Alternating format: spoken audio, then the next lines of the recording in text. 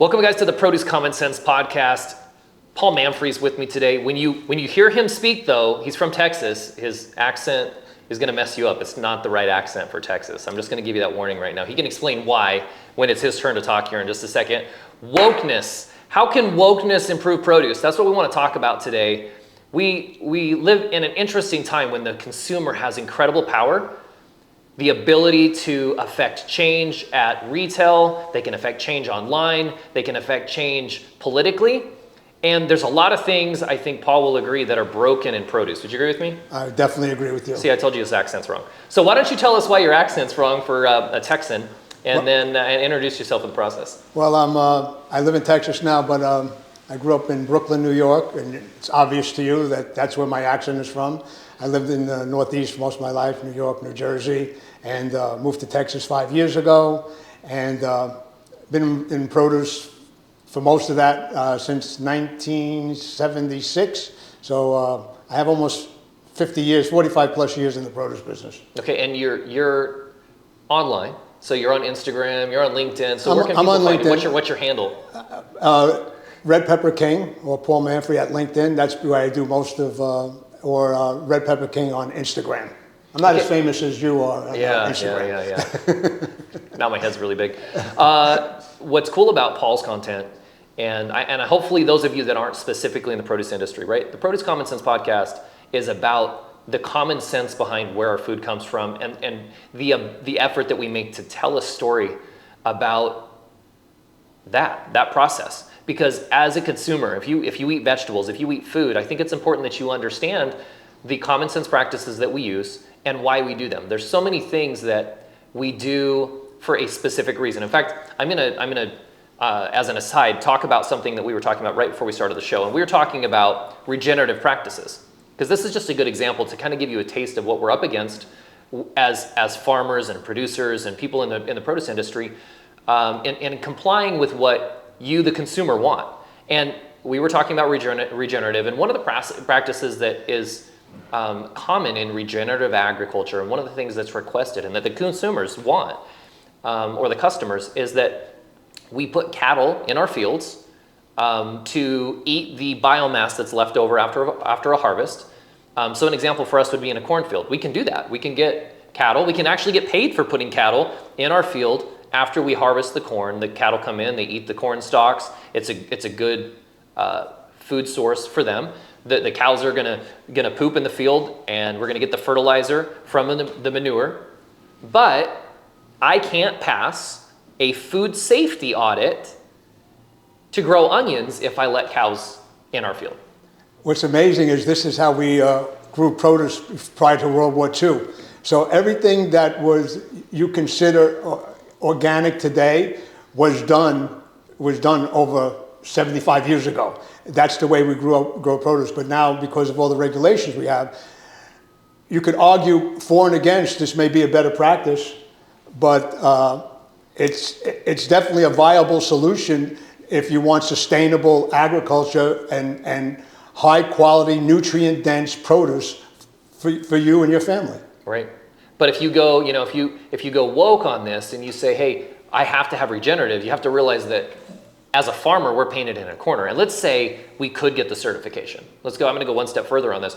You as a consumer, you go in, you say at your grocery store, which is what we want to talk about here in a second, is how you can really talk to the produce manager. I don't know if you knew you could do that in your grocery store, but you can find the produce manager and you can tell them what you want, and they're going to listen, because not a lot of people seek out the produce manager in a grocery store and tell them what they want. But regardless, you say, hey, I want regeneratively grown onions.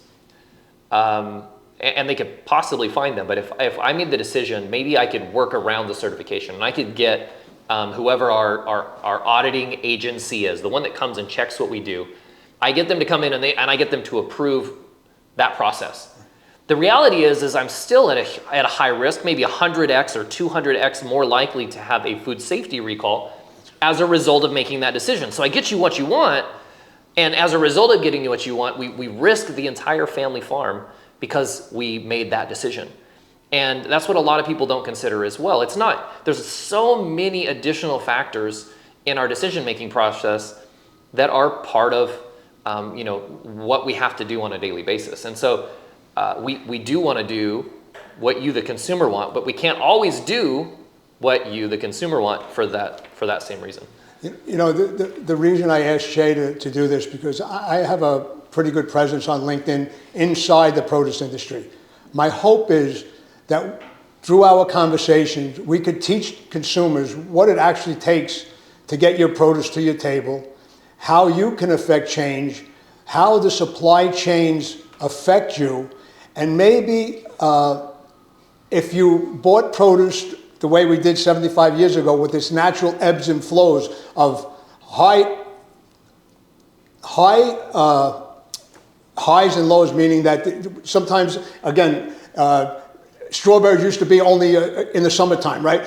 As the supplies of those increased, people bought those and on sale. And then in the wintertime, there really was no, so there was less strawberries, so they were much more expensive. That is our hope, so we could actually teach consumers about these natural ebbs and flows in the produce business, what it takes to get the produce to your table, and hopefully make you better consumers, and then the effect to change in your retail, farming, and industry to help to affect that change. Exactly. So we did this working title, and we said, hey, how we get woke grassroots consumer actions to improve the environment, farmer sustainability, and consumer costs, combined with the potential for retailers to actually make more money. And what Paul's alluding to here is well, when he talks about these ebbs and flows, where do the ebbs and flows come from? And if we look at the onion industry, we don't know exactly what the consumption numbers are for onions. We have an idea of how many loads are consumed in the United States every day or every year. But McDonald's could introduce onion rings to their menu and completely change that. Or Burger King could do a promotion for 1/4 of the year on onion rings. Or we saw this a few years ago when McDonald's started putting red onions on their hamburgers. When they did those artisan burgers, there was this huge dynamic change. Like all of a sudden, we didn't have enough red onions, and that made the price go up. There's so many pieces of the supply chain and of the supply and demand that we cannot predict. So that means sometimes we grow too many onions, and sometimes we don't grow enough. And then the elephant in the room, to speak of the environment, is exactly that, the environment. We have had extremely difficult growing conditions in the western US and the Northwest over the course of the last 2 years. I mean, extremes like we've never seen before. And those have reduced our supplies on hand, the amount of onions that we grow on a single acre, by 40 to 60%. We didn't plan on that. We planted the same amount of acres, but we had way fewer truckloads per acre than what we were expecting. And so what does that mean? That means we don't have enough onions and the prices are higher. But the opposite of that could be completely true. Mother Nature, like again, farmers affect maybe 20% of the results, the final results. We can do everything right, and if the environmental conditions that we're growing in swing the wrong way, we'll get an 80% reduction in our yield. If we do everything that same way the next year and Mother Nature comes in and does everything right, we'll get an 80% swing in the opposite direction. And so we're just inconsistent. We're surprisingly consistent. I think the testament to that is there's always onions at the grocery store. How many times have you gone to get your hamburger wherever you get it, and they're like, oh, well, we don't have any onions today. You make a valid point that consumers have to realize. Farmers, I don't care what they grow, always put all their investment up front. Everything is done up front, and they need that harvest, a good harvest, to stay in business the next year. That to me has always been sustainable agriculture. For Shay to be in business next year. And all those, we saw that in supply chains. What did fertilizer costs go up this year, Shay? 50, 60%? 50, as much as 150%, depending on which it was. So that is cost that he didn't have 2 years ago that he has now. That affects the price. There's a production cost, and maybe your production cost went up maybe 50 or 60%. Yeah, total production was closer to 30, because there were certain items that were up 300%. I mean, some items were as high as 300%, and then you have like labor that was up, depending on which part of the workforce, but average 4%, right? So you didn't have as much of a labor increase cost, but those other items. So 30% was our cost of production increase. And to me, the elephant in the room is always, and Shay alluded to this, McDonald's, Burger King, it's always about the demand. I've seen markets where they are very, very cheap and you can't sell them because there is no demand. And we've just came through markets. you all just know, just 1 or 2 months ago, you were paying over $5 or $6 a head for lettuce in your local grocery store because we had $100 FOBs on lettuce because of the problem. But people were willing to pay that. And conversely, when something gets so cheap, they're not willing to pay it because there actually is no demand. So demand is always the biggest factor in the produce business. Some of the things that I'd like to teach you, as we go forward. So what can consumers do? What can the buyer in the grocery store do? Okay, so we talked about how they can affect the environment, farmer sustainability and profitability, their own costs, and then the retailer's profitability. So let's talk about the environment and consumer costs. What can the consumer do? And by being, I'm going to use the term woke, if they're cognizant and paying attention and willing to take grassroots actions, what can they do to improve that impact on the environment and their costs? I'd like to give a little history about how I started in the produce business 40 or 50 years ago and how business was done, and kind of give you kind of a look back and then a look into the future. When I started in the produce business, I started as a fruit peddler in the streets of New York City. So I actually worked on a push cart, and if anybody's out there, if you in the 1407. Yeah, what does that mean? I mean, I'm in the produce industry, and I don't. What's a actually? It was actually the railroad used to use them. They were big steel carts, and maybe about 12 feet long, 3 feet wide, with steel wheels with rubber that wore off of them. Okay. And on those carts... Is that like those little 6-wheeled ones? Is that? No, this is like 4 wheels, but really, really long. Okay. Right? Oh yeah, it's right. There is 6 wheels. There's 2 wheels in the middle. Yeah, the 2 wheels in the middle and the casters on the end. Exactly. I have one in my living room that's a coffee table. Okay. All right. Okay, so, and on that, I would make a display on the corner of 48th Street and Broadway and 41st Street, and we had these push cart wagons in New York City, everywhere from 38th Street to 42nd Street on 7th Avenue and Broadway, both blocked. And then we had a fruit stand, which was back in the day was Met's parking garage. It was basically 4 parking spaces. Okay? And today that's the New York Times building. If anybody wants to it's on 40th Street between 7th and 8th Avenue. It's the New York Times building. There is a store where and I got a little insight. All the people that parked in that garage during the day were the biggest designers of the day, because that was the fashion. Like fashion, okay. Right? So we had Gloria Vanderbilt, Calvin Klein, the guys that did Jordache, and they used to park. There would be a Ferrari to the left of me, a Porsche to the right, and our fruit stand was basically milk crates and 4x8 plywood.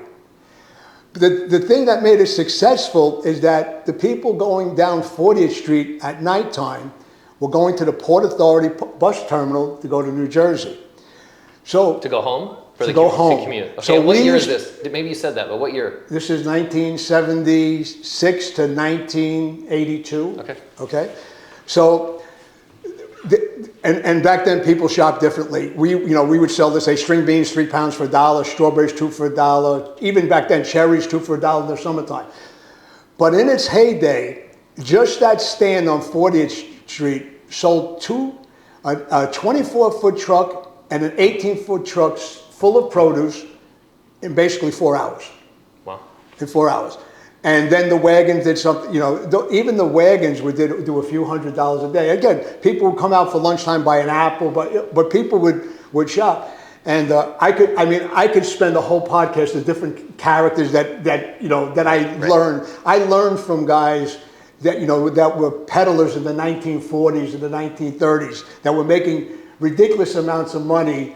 When people were making $10 a week, right, selling fruit. So anyway, but how does that translate into supply? So not only there was many more peddlers in New York and different areas, but even in the cities, and not just New York City and Philadelphia, but East Coast cities, West Coast cities, there was basically a fruit store in every corner. In fact, where I grew up in Brooklyn, you could still go today on 86th Street. There's still on a block 8 or 10 produce guys competing against one another. Do you think people ate better then because of that?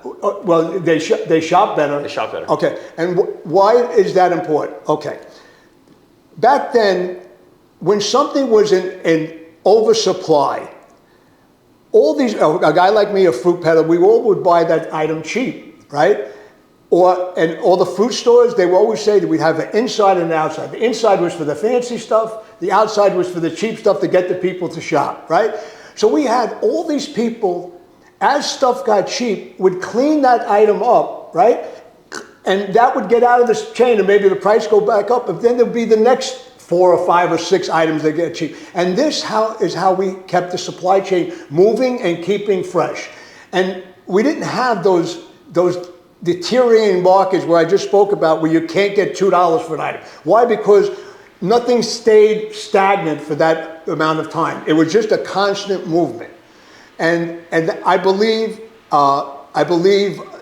that is what's wrong with our supply chain today. And we still have people today that have that same initiative to sell produce to what's cheap, what's in season, and keep the product moving.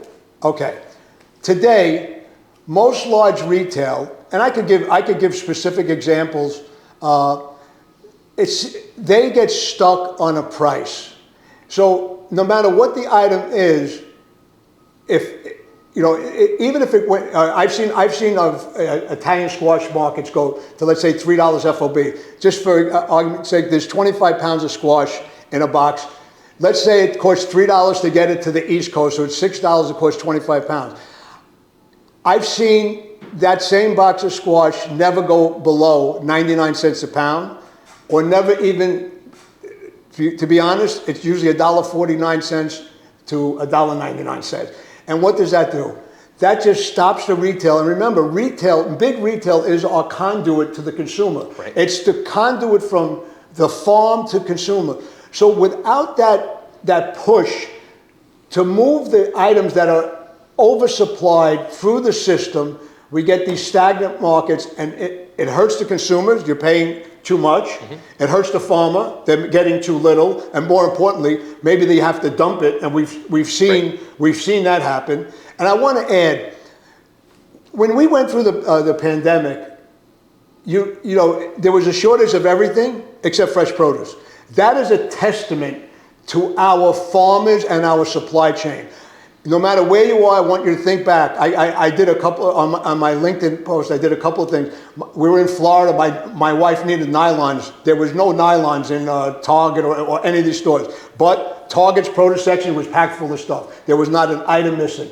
And that is a testament to how we operate as an industry. And I just believe it's because there are so many variables in our industry, it's just like, that's another thing. Just another thing off our back. Yeah. We've been through this before, and I believe that that helps. Yeah, that's true, because we have a plan. I mean, we have a plan A, B, and C. Like, it depends on the districts that we're shipping from or what's happening, but we have to have a plan A, B, and C, and we certainly have that on the farm.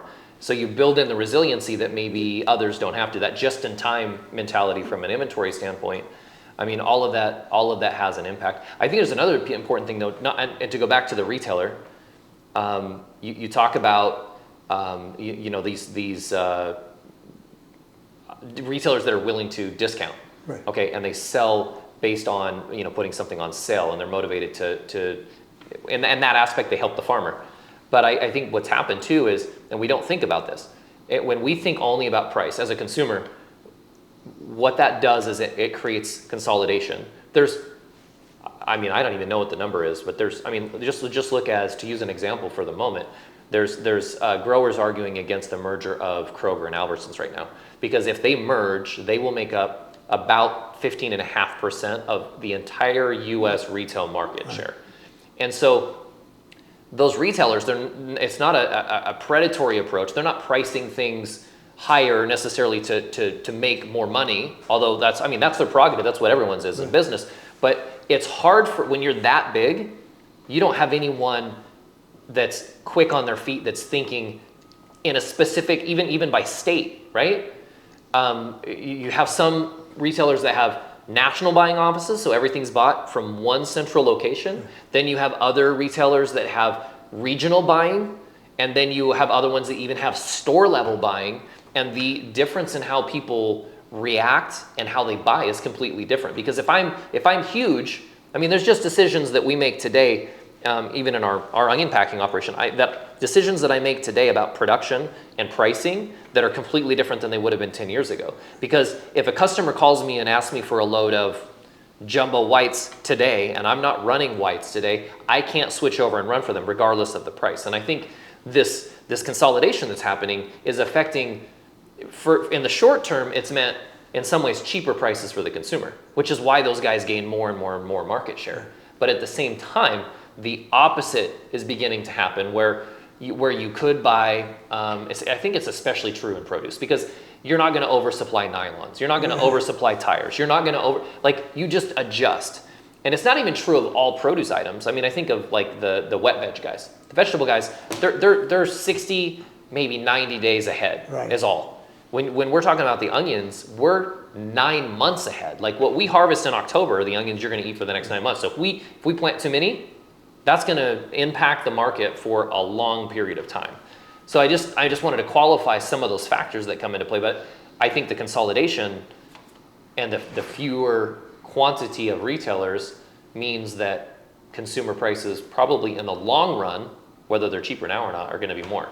You know, I think like independents, to me, independents make those fast decisions. Mm-hmm. They'll take advantage of those spot buys.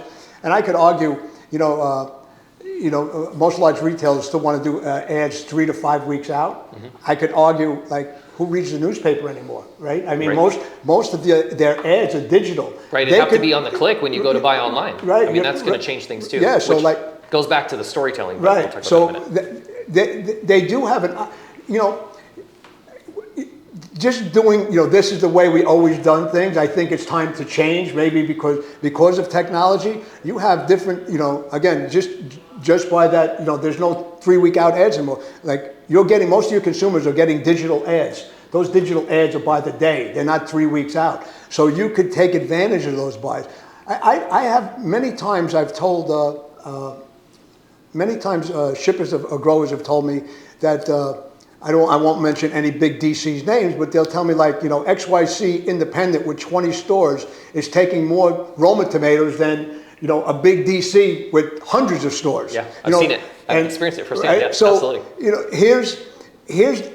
They're definitely missing an opportunity. So, but still go back to the retailer because we didn't answer that question. What do you, not the retailer, the consumer. What does the consumer, other than where they buy from, what could they do to get retail on board in supporting farmers in a way that is more sustainable, which means it's better for the environment, and at the end of the day maybe means cheaper food for them? What is have you got any angles on what they can do? I really think hopefully maybe this platform and other platforms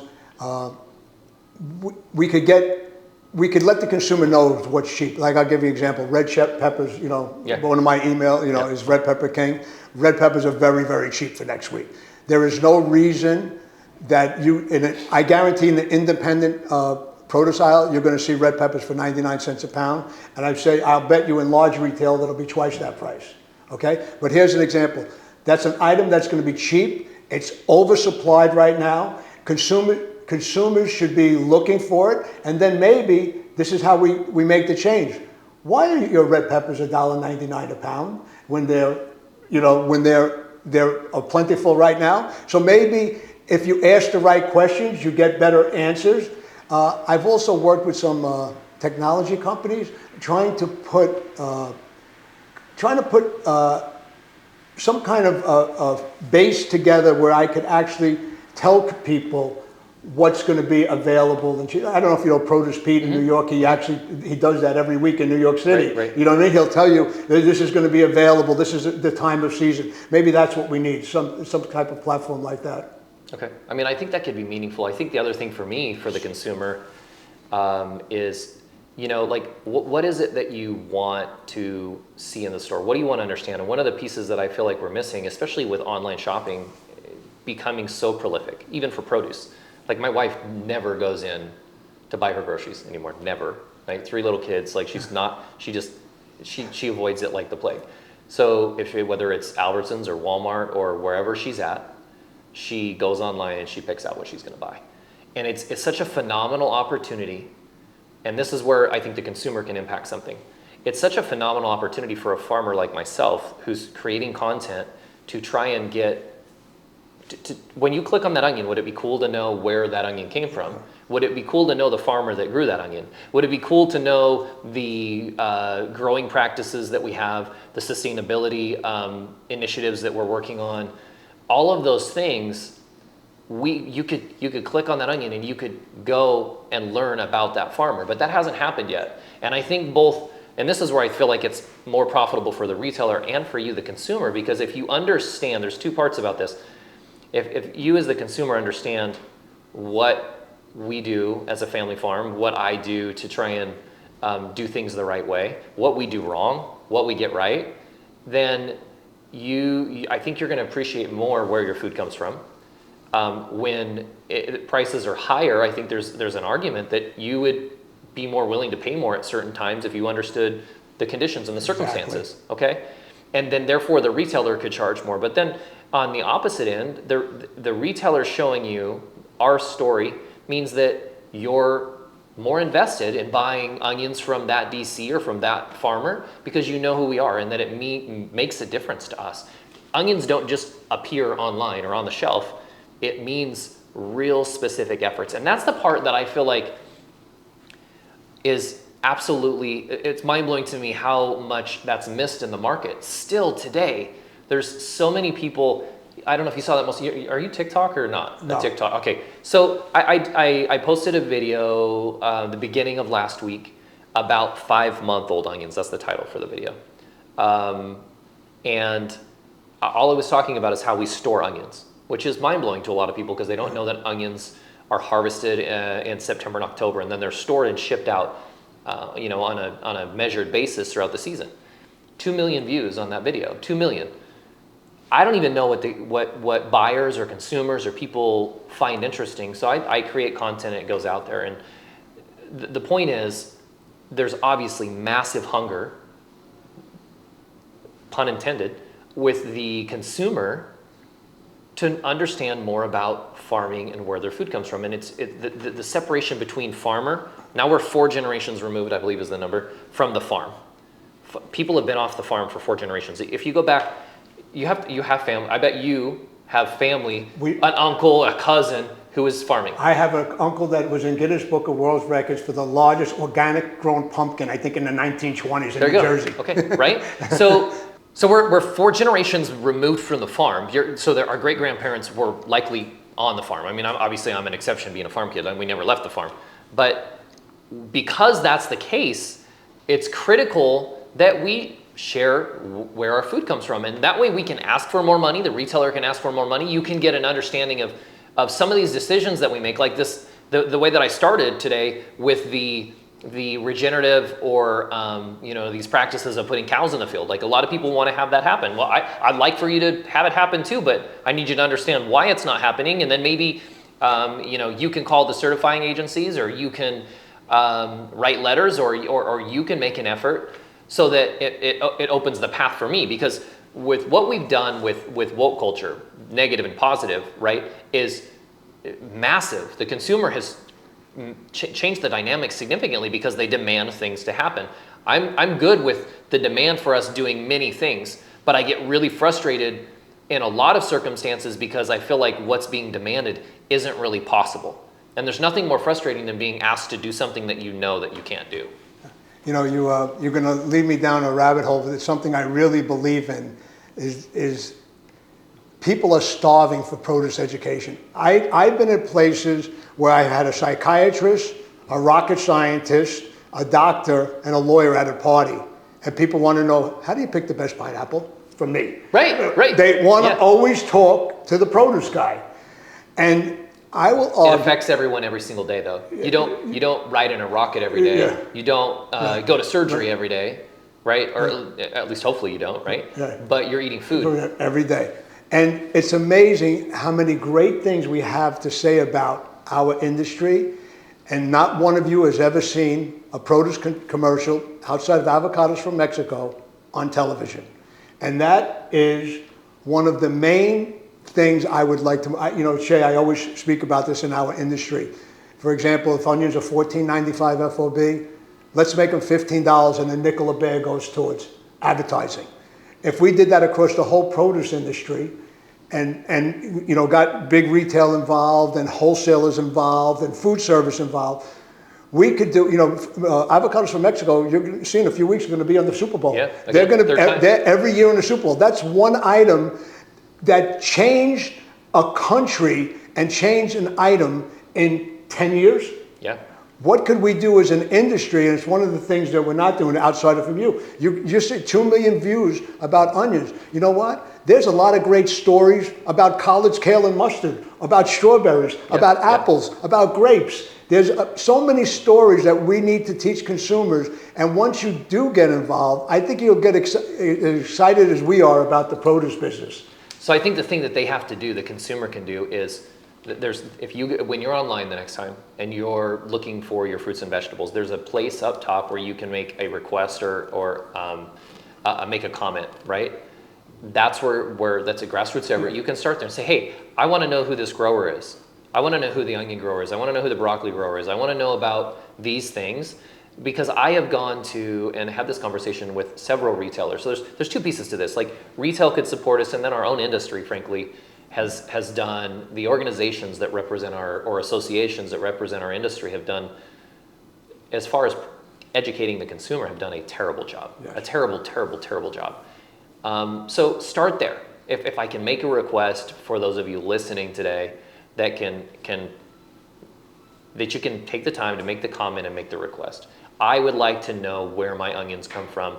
Can you show me? Can you, what can you do to educate me and help me understand that? That's number one.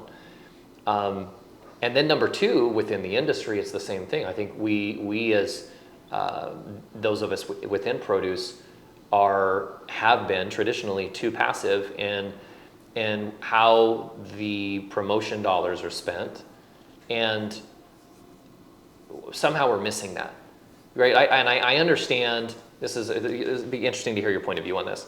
I have wondered why, and I'll name the elephant in the room, but like IFPA, right, which is the International Fresh Produce Association, used to be PMA. Like, why them, the same as a retailer that buys onions from me already? I'm like, why don't you partner with me and use the content? And why don't you, I don't need a lot of dollars. In fact, I don't even want a lot of dollars if I can get in front of people. But why are we not using the content that's already there? There's multiple people that are doing something similar to what I'm doing, and help push that content. Just pay the advertising. Take the content for free. I don't necessarily care. Take the content. I mean, I'd like to be tagged and credited for doing the work, but why wouldn't you promote that with some ad spend? It wouldn't even have to be a lot, because you're not paying for the content to be produced, and then the reach would be that much bigger. That's a $64,000 question. I'm not a big fan of what they're doing. I've said it many times, the exact same thing. We don't need, a wholesaler doesn't have to know about your onions. He knows about your onions. Right. The consumer has to know about your onions. Correct. Or somebody's strawberries, or somebody. Or the retail buyer, which is really the wholesaler in this. That's all. No one knows where their food is coming from. The consumer is the biggest segment of our industry. Whether you eat it at home, in a restaurant, in a school, you should know where your produce is coming from, and you should be well versed in produce. But in our associations should be promoting that. Remember, if we can, that was always my goal. If we could raise consumption of produce in our country, which would save us in so many ways, right? Let me dive down that rabbit hole. I just want everybody to know something that you can promote right now. The Farm Bill. The Farm Bill of the United States spends 3% of its money on farmers like Shea, and the broccoli goes inside. And 97% of that Farm Bill goes to industrial crops that make you 100% unhealthy. So the stuff that makes you healthy, where the government is only subsidizing 3%, and all the stuff like high fructose corn syrup and all these industrial crops gets 97% of our money. And why do they get it? Because they have the lobbyists, the money, and the big companies behind it. But the consumers, you could affect that change. That would be a major push forward. Why would you spend 97% of the money that is responsible for 100% of the ills of this country, whether it's cancer, heart attack, stroke, all of those things. That's where your money is going. That's where you can change. The other piece of that too, where they could, and this is a really good point, because I wasn't thinking about the Farm Bill and the fact that it is, nearing the finish line as far as getting signed. When you talk about government assistance, a huge, massive portion of that is the EBT, like the funding for the WIC program or other programs for paying for your food, the food stamps, right? To use the old term. Which I'm not opposed to the idea of supporting families and doing that. But one of the things is buy whatever you want. And what we haven't done is what if, and I won't go down the other rabbit hole. I was going to talk about like when they did the USDA food box program, right? Like there were easier ways to get that done. We discussed that. Yeah. But if 15% of your basket had to be fresh fruits or vegetables, what would that mean? Or if it was 20%, whatever the number is, I don't even care if it's 5%, because my contention would be that the vast majority of what is being purchased is not fresh fruits or vegetables. And that is having a detrimental impact on human health because of the way those dollars are being proportioned or spent for people. So you've got, the way that subsidies are done when you talk about high fructose corn syrup, or you talk about sugar in general, or you talk, we're sugar growers, like we're sugar beet growers. It doesn't matter. Like that's the truth. Like the fact is sugar is cheap. And sugar is a good, flavorful add to your food. We consume as Americans way too much sugar. Yeah. Could we, and if we're going to give someone the money for their food and support them, could we not help direct that purchase towards something that would make them healthier? And that's the other thing that you said many times. Paul and I have conversed a lot over the last few years. We have, as fresh fruit and vegetable growers, we're selling health. There's nothing negative about what we have to sell, yet we struggle so much to get it done. The industry our industry, the produce industry, has been way too passive for a plethora of reasons. I wish I knew what they were, because I sit here and I complain about it all the time. I spend time in Washington when it makes sense to support bills and ideas that I trust in. But one of the pieces is we're so segmented. Farmers in general are way too independent. We want to stay in business, but we have this mentality that if we're going to stay in business, the other guy has to go out of business. Right. It's them or us, and it's because we're selling essentially the exact same thing. It's an onion. Like you can buy the exact same onion from my competitor right over there, or the other one that's right over there, or the other three that are right over there. That's the truth. I think there's different things that we do. I try and stand out where I can, but the truth is it's almost exactly the same thing. So then that independent nature that we have, where we're scared of each other from a competition standpoint, means that we don't work together with one another to educate consumers, to share our message, to demand that industry associations promote our product how they should. We have a wonderful product, and I just want my closing. I'll let Paul close up with his commentary here in just a second. That's my point. Like, as consumers, ask for things. Take a second and talk to the produce manager in your store. Ask where the items are coming from. Be concerned and active on social media, and seek out people who are trying to educate you, and where you can, support us. When it comes to the associations, for those of us in the industry, we should be demanding that we're promoting produce. I don't care if it's look, if you promote a tomato, you're going to promote an onion, right? These avocado advertisements sell onions because a lot of people are making guacamole, right? So one produce item sells another. Now, if you sell a strawberry, if you sell a strawberry, you may not be helping me sell an onion, but aside from that, you're helping one item helps another. So rotate through, do it however you want, but we need to, as an industry, promote our products more directly to the consumer. Stop promoting them to the retailer or to what other, it needs to go to the consumer. I would add, if you go into a supermarket, you'll see that what Shay just said, they'll put the guacamole next to a tomato, or the avocado next to a tomato, next to an onion, because they do sell their, and they might put chips, right? It's cross merchandise. I think retail is always dependent on the fresh, because they usually give away the grocery and use the fresh to make up the store's profit. My contention is, I've said this many times, retail should concentrate on fresh, and I don't think they're going to, it'll make a difference that your canned corn is 6 cents more. I just think, promoting fresh, and as a consumer, like Shay said, ask questions. Ask your produce manager, what's in season now? What's in good supply right now? How much does the farmer get for this item? And again, education in our industry is what is lacking the most. Most people do not know where their food comes from, and we have the greatest story never told.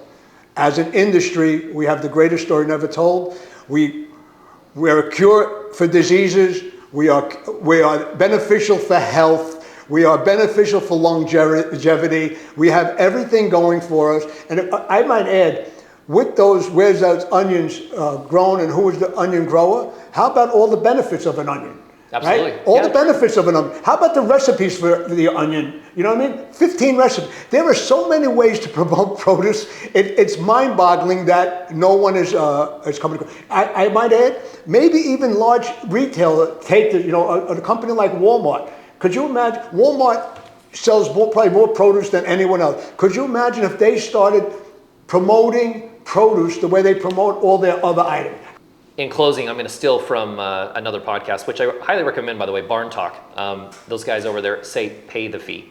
And I've got to say the same thing. Like, if you liked what you heard, if there's something educational here and meaningful, you can pay the fee. Like, I don't need your dollars, but what I could use is a comment, a like, and a share to this podcast so that it has more reach.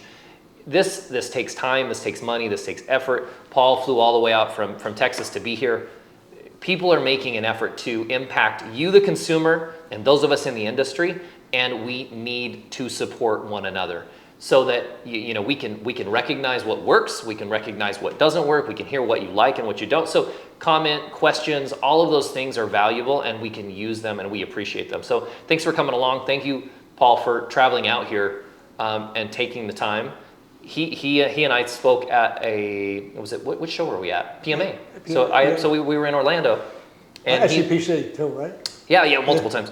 And he's like, there's not enough happening. We need to start doing something to make things change. And we're both doing what we can, but we should be working together. And I appreciate him taking the time to come here to do that, because we're really trying to make a difference for everyone that eats produce. And I think that's all of us. Thank you very much for following along.